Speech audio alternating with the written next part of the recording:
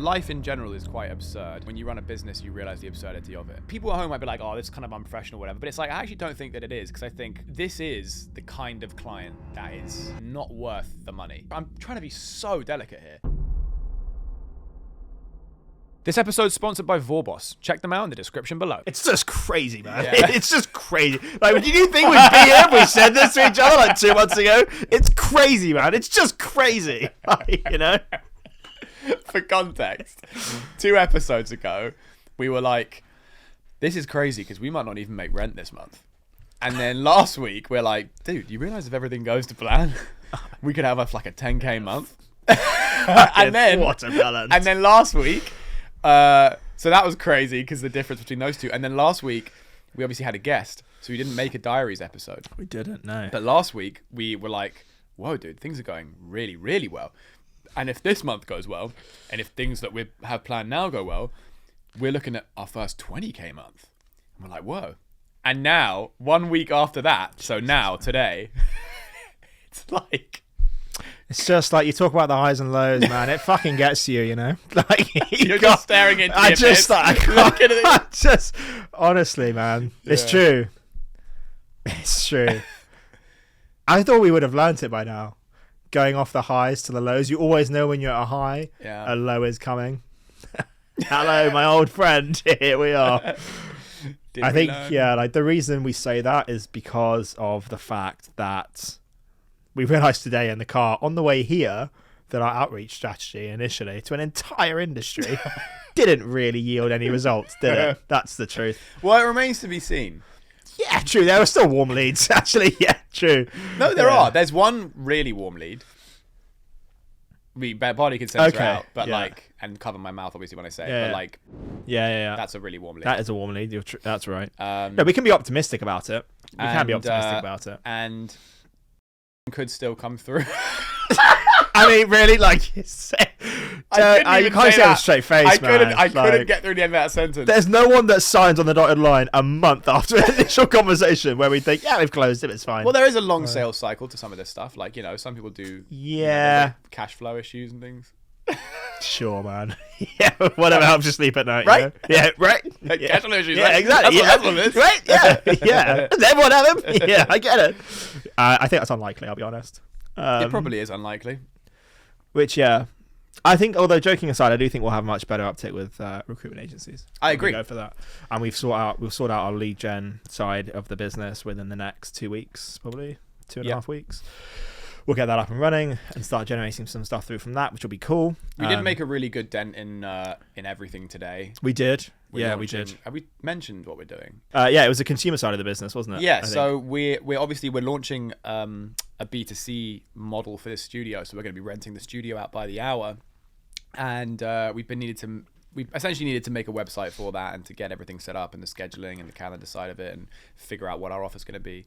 And we made a pretty big dent in that today. So we're basically ready to launch at this point. We are. There's a couple of things we need to sort out on the website, but it's basically done. Yeah, you've made a good dent on that. And we've also made a good dent in the lead gen setup because there was a really annoying email like technicality that needed to be fixed. There's a whole bunch of back end stuff to do lead gen properly, so that basically people don't think your emails are spam or phishing or spoofing or whatever.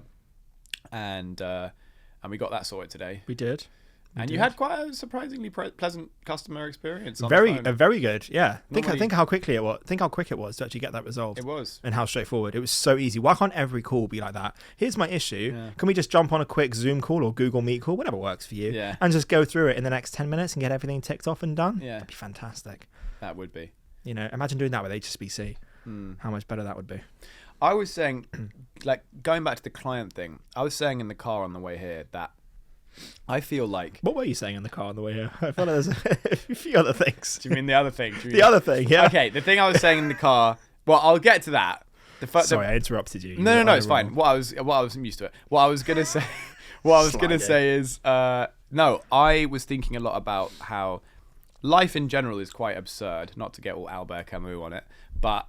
Life is quite absurd, and I think when you run a business, you realize the absurdity of it. I mean, I was thinking in the car, like, it is insane to go from 2 weeks ago being like, oh, how are we going to pay rent, to now being like, oh, we could be looking at like our first 20K month within 2 months of launch, to now being like, oh, we haven't closed a single client from this whole batch of thing. Like, I know, it is mental. It is crazy. So this is what's so cool in a way about doing this show, which is like you are seeing the meat grinder.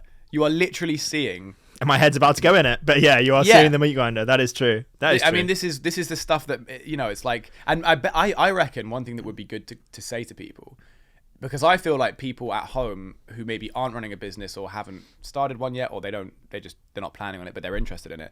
I can imagine people asking, how does that even happen though? How can you go from literally being worried you're not even going to be able to make rent to suddenly being like, oh, 20k in a month? Like how can you even go from one extreme to the other in 2 weeks? But I feel like if there's one thing that I've learned over the last how many months that we've been running this business, I think it's about 4 months now that we've been running this. The one thing I have learned is that nothing is done until they've paid. Nothing is done until they've paid. That's one thing I've learned. And I said that to my dad the other day when I was out for lunch with him, and he said, yeah, that's 100% true. I learned that years ago in finance. I learned that. Yeah. So many times an investor would be like, yeah. But it's different when it's for someone else though. Because it was the same in recruitment. I would only get commission when the client had paid the invoice, and that's how I kind of grew accustomed to it. But when it's your own business, you almost believe your own bullshit, and you're like, oh dude, we could do like 20k this month. If everything falls into place as it should, then we'll do 20k this month. Yeah. And then you get to where we are now, and you're like, actually, I don't think that's anywhere near reality. But it's true. If there's one thing I've learned, it's that nothing is done until people pay. Which is a good motto. It's a kind of good motto to live by when you're running a business, because it does ground you. It is, I would say, surprising to me how some people. I'm trying to think how I word this.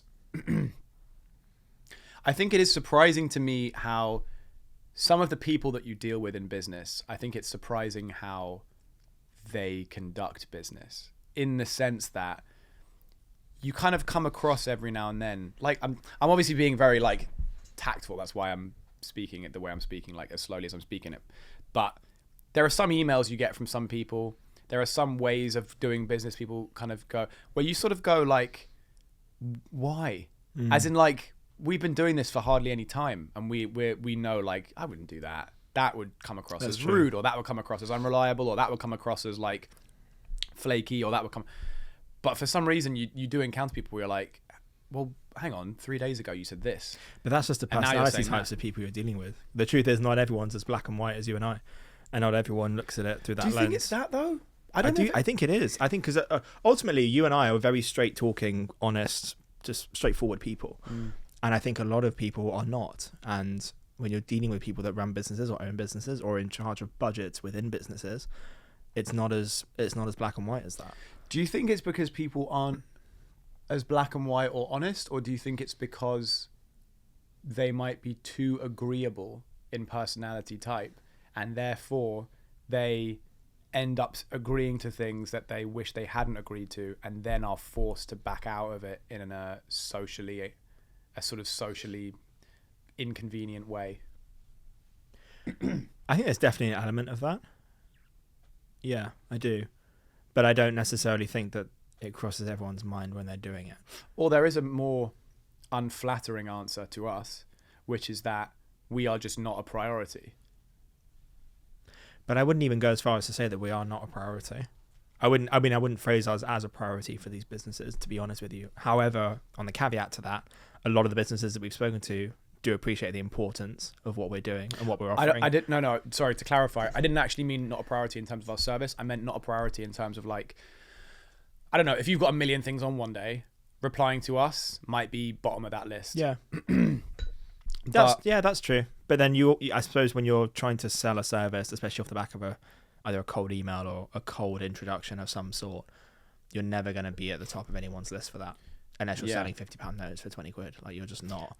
You're not going to be at the top of people's priority list. These people are running businesses, and the priority, as it is for us, the priority is to get money coming in, especially when times are tough and people are trying to keep their head above water and maintain staff and all this kind of stuff.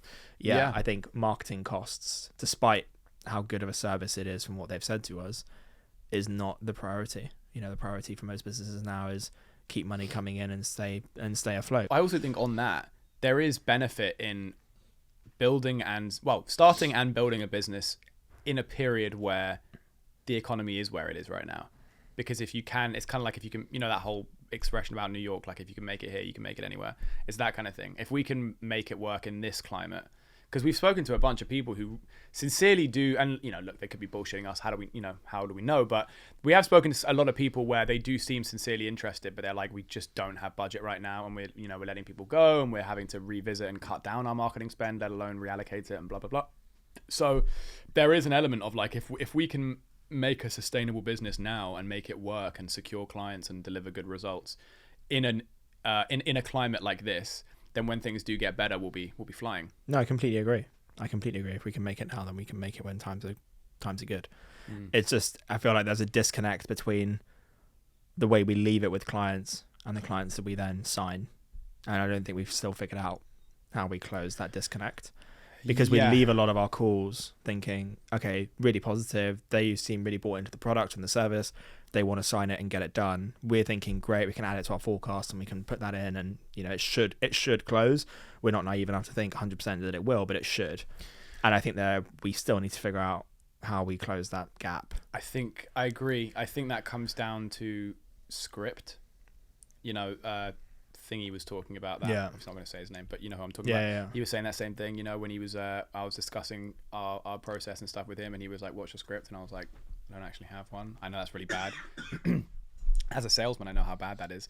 But, and he's like, dude, you need a script. Because is that the thing now? No, I think it definitely really is. Yeah, because what happens is... I think it's definitely a factor, but I don't know. I think it's a big factor, dude. Because if you don't have a script, there's no natural endpoint.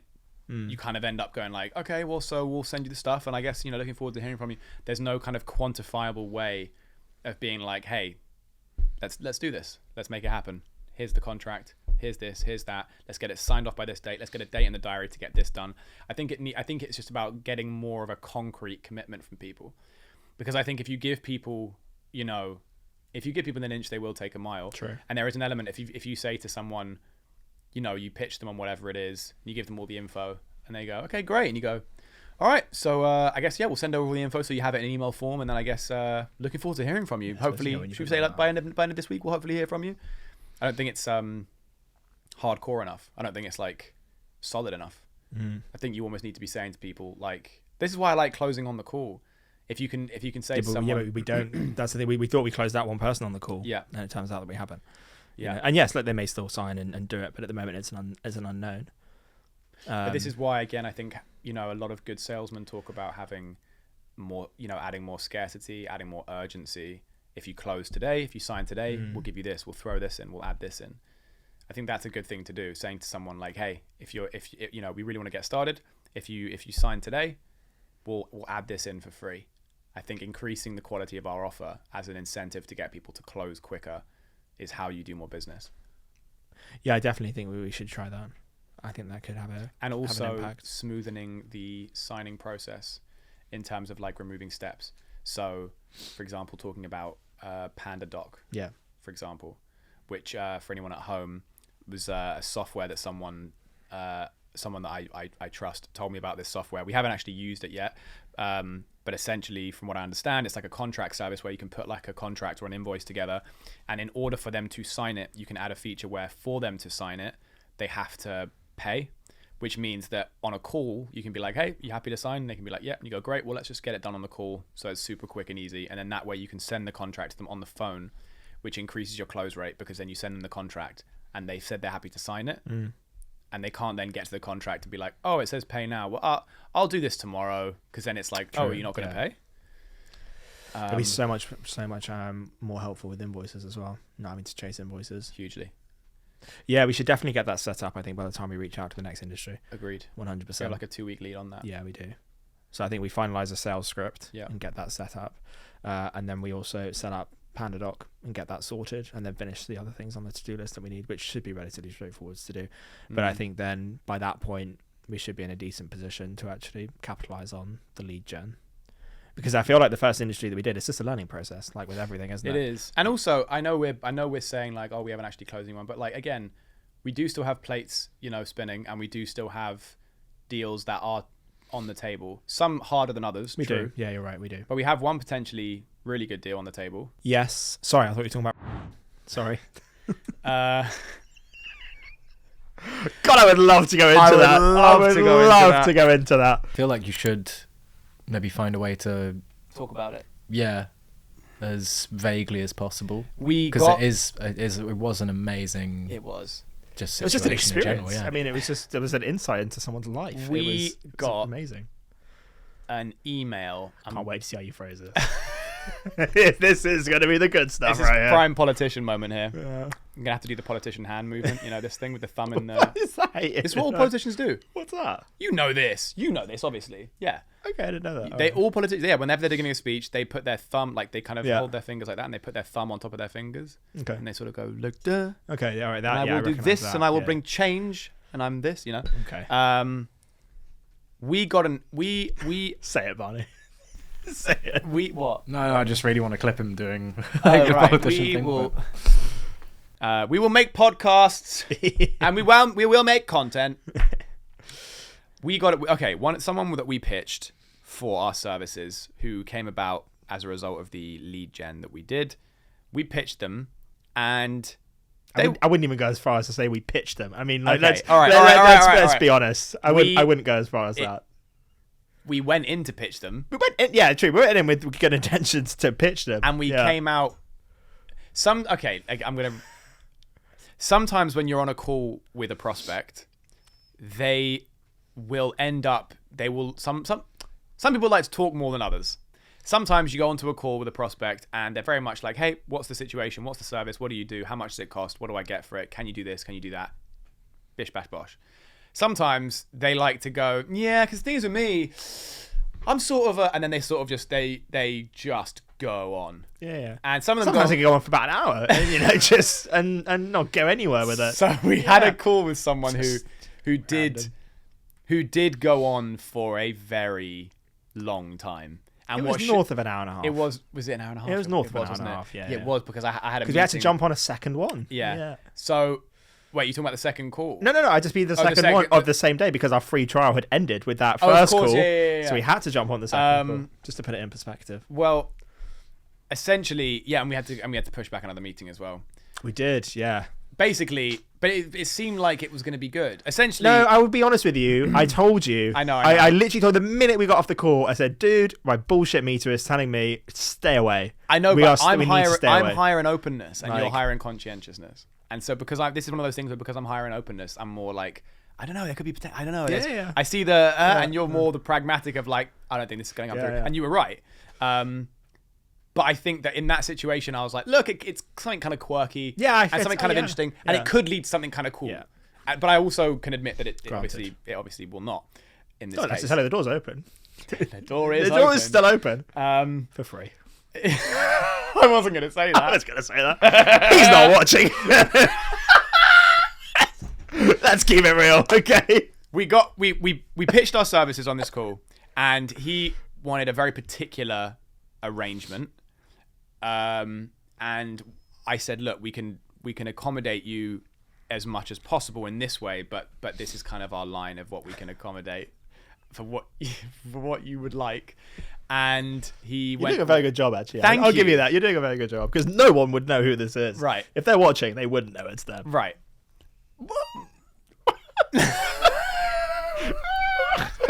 Anyway. Does it matter if they know it's them? It's as long as Absolutely not. It's No, as long as we're we're not working with them. But it's not as long as we're not exposing them and their name and what they did to everyone. It's fine, That is right? true. That Who is gives a true. fuck if they're watching this and they're like, that's oh, I true. think this might be me. In general, yeah. So he was a bit of a character, let's say that. And we went on the call, ended up running for like an hour and a half, and he's just telling us thing after thing after thing after thing. And I keep trying to kind of slowly pivot back to like, okay, let's get something firm in. Seemed really positive. He was like, yeah, great. And I said, look, this is our bottom line. This is what we can do. This is what we can't do. If you think that will work, great. He then came back to us after about a week and was like, oh, you know, wait, you know, just and was like loving the idea, you know. And then he said, could you maybe work on the price like more like this? And I said, honestly, man, look, I'll be so real with you. I've got staff to pay. We've got costs. Like, this is the bare minimum I can do for you. And I literally went I was like, anything less than this, I can't pay staff. So I cannot physically do lower than that. I'm not trying to like gouge you. I'm not even making any money off this side of it. but I'm actually legit. Ironically, I was like, I'm actually legitimately backing what you would like to do. He had like this grand vision for his creation, what he thought it could be for him, and I was happy to kind of go along with that and to try and make something cool out of it. But I did have a minimum threshold to make it worth our time because it's still a business. And I did express that, we're a newish company and blah, blah, blah. He then came back and was like, well, can you do lower than that? I said, look, man, I don't think I can, but, would love to work with you, blah, blah, blah. And then we got an email from him today. And we need to give some context into... it's just really hard, man, because we can't... I know that. The context, but the tone... But it's not very often you meet people like that. No, it's not. So it's interesting to anybody that's watching or listening that you can actually interact like that. The tone of the email was very much, you guys have no idea what you're dealing with here. I am a pretty big deal. It was literally like a Ron Burgundy from Anchorman type email. It was like, my apartment smells like rich mahogany. I have many leather-bound books. That was kind of was that not that you read the email? Was that not the vibe? Yeah. So, and there was an air of like, well, not even I'm trying to be so delicate here, but there was an air of, not even an air, he just said it, something to the effect of like, listen, you guys are doing some cool stuff, I guess, but it's incomparable. Doesn't even touch the size of what I would be looking to do in terms of, because I'm kind of the big cheese, and the stuff I want to do, it's going to blow everything else you're doing with any other client and everything you're doing yourselves. He was kind of like sunning us. He was kind of like big dicking us. He was kind of like, hey kid, you got some cool little video stuff going on there, but what I want to do with you guys, next level. Just incredible. I'm kind of a big deal. That being said, I can't pay you anything. Yeah. Nothing. But I just buy into the thing. This is going to be, this is Scorsese level big. And you sort of go, well, if it's that big and you're that big, you should have money to pay me and my team. You'd think. If you don't, then maybe there's a chance that you're not as big as you think you are, maybe. There's a chance. Who knows how big that chance is? Who am I to say? Who are we to judge? I agree. And this is the thing. I think that, we're fortunate in the sense that we have awesome clients. We have awesome clients that we work with. They're really like a joy to work with. And I think this is the other thing as well, because, you hear about this whole thing of, like the Pareto distribution of like 80-20 and how 80% of your problems come from 20% of your clients and 80% of your profit comes from 20%, all that kind of stuff. And it's like, this is the kind of client that is not worth the money. And in hindsight, and you even said this the other day, you were like, I don't even know if I want to work with him, even if he does pay. And I agree with that. I think we just need to be very careful about who we work with. I think, we should only be working with people that we genuinely want to work with and help. Well, it's like I say, I can't remember who said it, but it's like, I think it's Russ the rapper who said it, but he was like, not every bag is a good bag. Not every check is a good check. And some bags will come with so many strings attached that it's just not worth it. And in dealing with this particular individual, it would have been a nightmare. No, I agree. It would have been insufferable. I agree. And the thing is, people at home might be like, oh, this is kind of unprofessional or whatever, but it's like, I actually don't think that it is, because I think we really look after our clients. I think we really do go above and beyond. And, Barney too, obviously. I do think we do a really good job. I agree. And I think we have a good relationship with our clients too, and that's why they like working with us. And so when you have someone who kind of tries to like belittle what you're doing and also then somehow expects you to do free work for them after taking up, at this point, about like 2 hours of your time just to kind of waffle on about themselves. Yeah. To then be like, what you're doing, like, you get someone like me involved, people are going to notice. But also, I don't have any money to pay you or your team. It's like, dude, what are you doing? Who are you? I just don't like people that sit on their high horse and look down on other people. I just think no matter what level you're at, I don't respect that at all. No, I agree. But I think, because I agree with you, I just think it's even more bizarre when it comes from someone who is not at that level. Agreed. It's one thing if you have someone like, I don't know, fucking Jeff Bezos being like, listen, guys, I'm not going to pay you because you're getting me on your thing. So if you want to have me as a client, I'll do it if you do it for free. and then you get to say you worked with me, Jeff Bezos. Yeah, is it still an asshole move? Yeah. But you can be like, well, he has all the leverage here, and it is really cool to be like, well, we got to work with Jeff Bezos, so let's work with Jeff Bezos. Yeah. But when you're like Barry off the corner, and you're like, listen, guys, you shouldn't even need money. No, I agree. No, I completely agree. Like, what are you talking about, dude? No, this is why I said to you when we jumped off the call. I was like, I don't want to work with that person. I just don't want to work with them. That was before we even started going back and forth on the price. I was like, no, something's off. I just like, you know, and look, you'll get like that sometimes, and occasionally you'll meet people and you just think this is not the right match. Yeah, you're better off going to another business. Also, there is the argument of, I heard someone say when it came to like price psychology once, who said, when you charge lower for a service, you end up getting people who become more nightmarish because they are the ones who will try to haggle even more, even when the price is lower. And they are the ones who will always want as much as possible for every penny they're spending, and they will want they'll be constantly on you. They'll be trying to squeeze every drop of, and actually the people that, when you charge a premium and you get people that can afford to pay a premium, those people recognize that they're paying you for a service and they're happy to pay the money. They don't have the time to waste trying to haggle you for an extra 100 quid or 200 quid off. They're just like, right, this is what the price is. Okay, are you doing it? Yeah, awesome. That's taken care of. I'd have to think about that now. The guy I'm paying to think about it is thinking about it. And I would love to only work with those types of clients. That would be ideal. Yeah. But unfortunately, that's just not. It's just not the world we're in. You know, especially at this stage of our journey, when we're only a few months into the business, we're still trying to find the perfect price point for our product, our service. And we think we're at a very good price point now. Yeah. You know, the clients are happy paying what they're paying for the service that we're providing.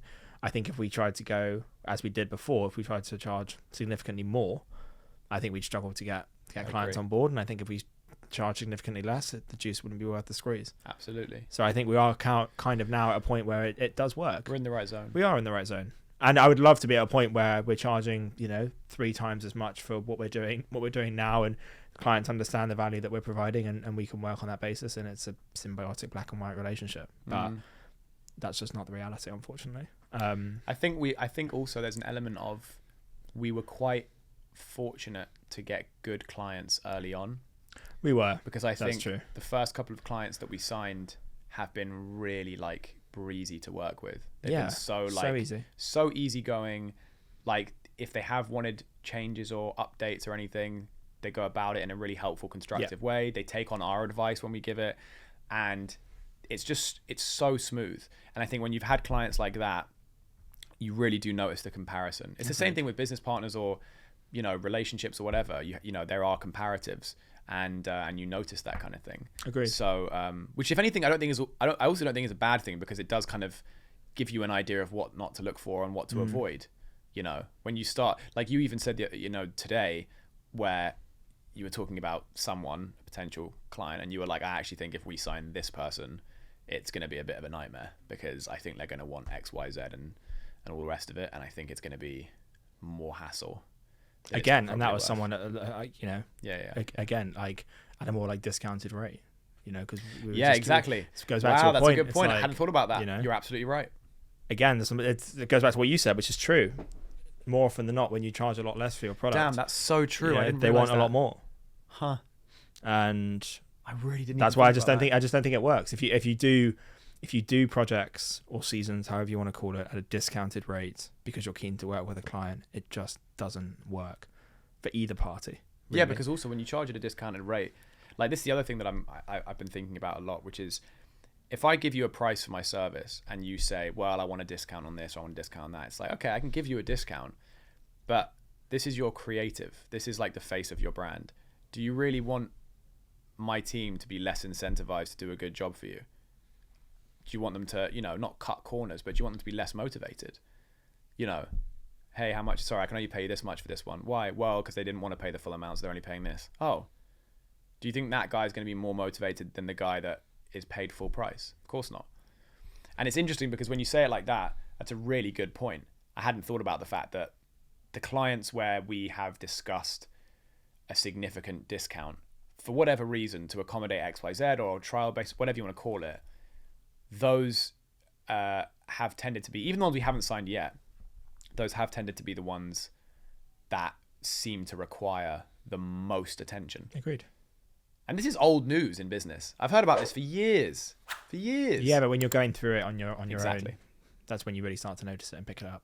And sometimes you have to, even though you see it coming and you know it, you're like, yeah, but I wonder how true that can really be. True. And also, if we're being honest, there's a part of it's like, well, when you're starting out, you can't, and you have overheads, you can't really have the luxury as much of being like, well, I want to pick everyone I work with perfectly, and I'm only going to take on clients that, you know, you're like, well, we need to get case studies, we need to get testimonials, we need to showcase the quality of our work. Cover bills. We need to cover bills, true. you know. Yeah, true. So, yeah, I think who you work with is more of a luxury once you've got base costs covered. Which we now have done. We now have that. So, yeah. and I agree. I think we're at a point now where we can be more selective about who we work with. And I think there's an argument now moving forwards that we don't entertain significantly discounted rates. I agree. For businesses, because we've now had a number of examples where that conversation has occurred and we haven't signed them, and we've spent more time on them than we have with people, you know, paying more. And you think, well, hang on, something's not quite right there. You're telling us something there. You know, let's focus on the clients that are willing to pay for our service. Yeah. At the price that we're pitching at.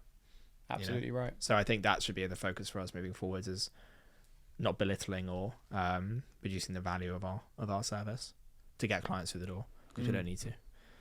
Yeah, and I think to add to that, like we said before, refining our sales process. Yes, we'll get a script written up. And also, I think one other thing we need to do is we need to focus more on onboarding. I think we need to make more of a set process of onboarding, because I think at the moment it's a little bit up in the air in terms of, I guess, you know, so-and-so will kind of come in and film, and I guess we'll figure out when they might want to. I think we should set more of a process of like, once you've signed the contract, you'll be instructed to do this, then we'll need this from you, then we're going to do this, so that the ball's rolling. I heard a fantastic thing from someone the other day. I can't remember if I read it on Twitter or if someone told me, but it was something to the effect of the most or was it you that told me? It was like the most pay extra attention in the firsts. So in the first day after no, it was I know who it was.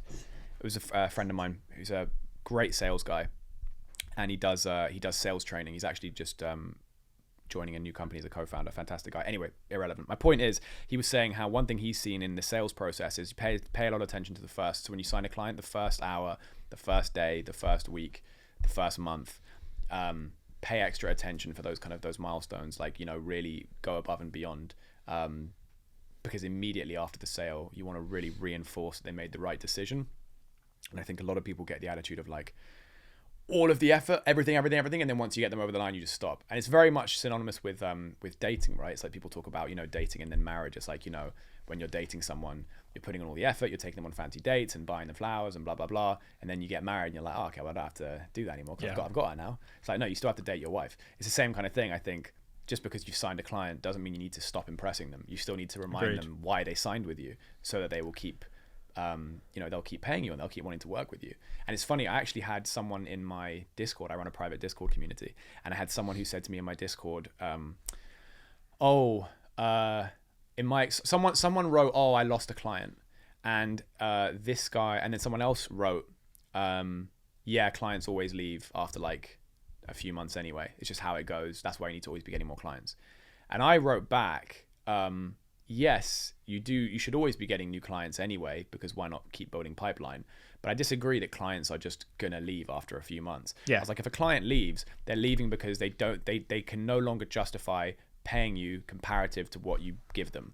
And that's all that it is. If you signed a client and they pay you, keep it round numbers, $1,000 a month, and you bring them $1,500 a month, and that just happens, let's say, on clockwork, like a money printing machine, they are never not going to sign with you. No one's going to stop paying you $1,000 if they can make $1,500. So if a client's not signing with you, it's something to do with the value. And that might not even be your fault. It might get to the point where they're like, look, you are bringing them a great value, but they think there's better value here instead. Yeah. But so I do think that like delivering an amazing result for a client and staying focused on making the client happy is something that's really, really important. 100%.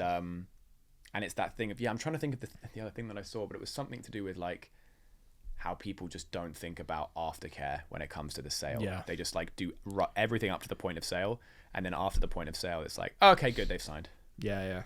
No, I completely agree. But I think we're quite good at that. I think we are. But I know you're talking about in relation to that private conversation on Discord, but I think as a business, we're good at aftercare with our clients. Absolutely. But I think we need to tighten our processes a bit more.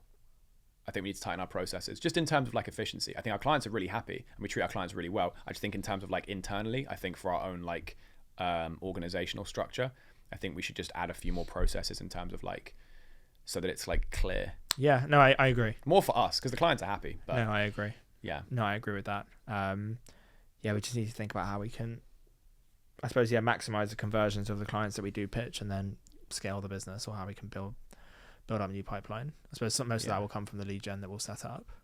Come from the lead gen. Plus, we got our t-shirts now. We do? Yeah, God. Jesus. Yeah. Yeah, so, technically we have our t-shirts. Yeah. So we had an idea that we did once before. We basically went to a tube station and we stood outside the tube station with a sign that we got made.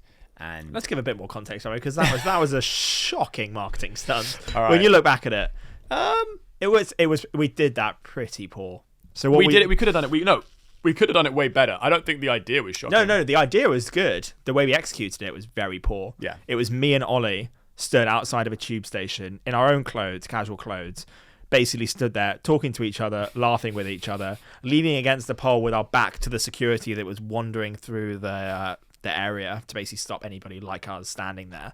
And we had, I wouldn't even say we had a sign. We had a sign that Ollie was basically holding up and kind of clutching to his chest so that no one could see it.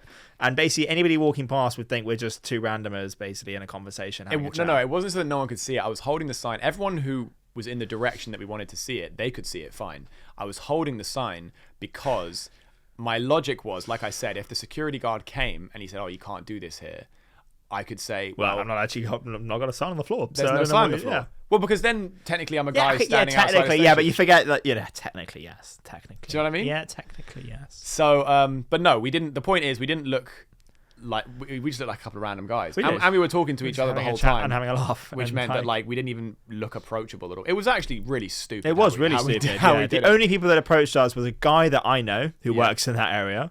Was someone who came to scan the QR code and leave. Yeah. And someone who asked us for a service that we don't provide in Bournemouth. Yeah. It was like that was the only thing that we got out of that entire morning, I think it was. But so we were going to sack it off, and then I was like, look, I think there is legs to this. We just have to refine it. We can't say for certain that this idea, this avenue of marketing doesn't work. Yeah. So let's invest a bit more money into it and then we'll see. Let's invest a bit more money into it and let's see. So now what we're going to do is we've got these t-shirts made with our logo on them, and we're essentially the three of us, Skeeth, myself and Barney, we're going to go to a tube station, and this time instead of having like a sign, we're going to have one person holding an iPad with like a video playing on a loop of the introductions of podcasts that we've done and stuff, so people can see very upfront immediately what we do.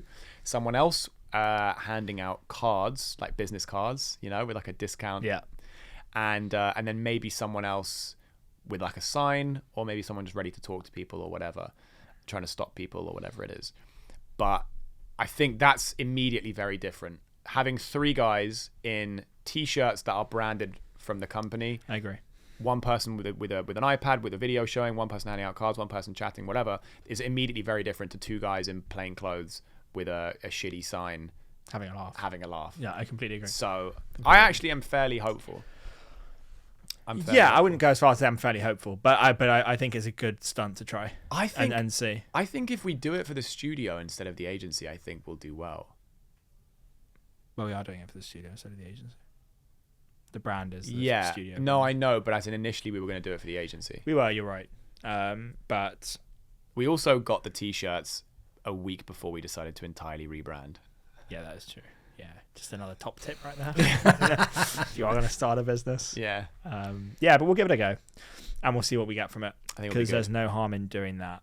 I think more important than any of that, you and I, and probably Barney as well, we all need a good night's sleep. So true. We are all so tired. Barney looks like he's about to. I was gonna say, dude, you don't look very well. I've got so much worse since we sat down in this room. You look like you're I'm just about like, to fall over. everything's shutting down right now. Well, yeah, we both need a good night's sleep. Yeah, we all do. Yeah, I agree. I was saying to you a boring story, but yeah, I'm just not sleeping well at the moment. I don't know why. I think it's something hereditary. My dad had it. Fucking don't want that, man. Did he? Yeah. Wait, what? A hereditary sleep thing? Yeah, he's got a really, really dysfunctional sleeping pattern. So he would go to sleep at 1 in the afternoon, 2 in the afternoon, and then wake up at whatever time, 4 or 5. I think that's called a nap. No, and then he would not go to sleep until the early hours of the morning, and then for like a few hours. But it was just always disrupted. Basically, Right. like when he was working, he'd get home at maybe like 4 or 5. Then he'd go to bed at like 5, 6 or something like that. Wow. Wake up at like 9, 10, and then not go to bed until like early morning, like late early morning. And it's just, and then he'd wake up in the middle of the night. The whole thing was just really dysfunctional. Jeez. So I really hope I haven't picked that up, because I always said to him I'd really be pissed off if I did. But Did you ever look into that? no. Never. No, he just sucked it up. Just Skeeth way. The Skeeth way. Just deal with Hey it, man, it man. seems like you've got a really debilitating lifestyle condition there. Just look at it. Nah, not a pansy, am I? Just crack on with it, you know? Yeah, just crack on. Pull your socks up. Yeah, pull your socks up. What is it? Sleep shaves 12 years off your life? You know, fuck that. I'll sleep when I die. Those 12 years are for the girls. A casual thing. Yeah, no, sleep is so important, man. I was even saying, like, I know this is so obvious and boring. Everyone's like, oh, sleep's so important. It's like, there's nothing original in what I'm saying. But for what it's worth, I did really notice. I really think there's a big correlation between my mood and when I don't sleep very well. I couldn't agree more. And 100%. I said something to you in the car that triggered you when I was like, you said how you were sleeping really badly, and I said, well, how like close to your sleep are you eating? And you were like, yeah, sometimes pretty close to sleep. And I was like, well, eating close to your sleep, that is really bad for your sleep, and that does disrupt your sleep. And you're like, yeah, but I'm doing that for years. There's never been an issue before. And I was like, yeah, but we're getting older, man. And then That was a fucking sobering moment. And then Skeet just went, fucking hell, man. You have to take it out of me, like, really, like that. You're getting older though, bro. Yeah.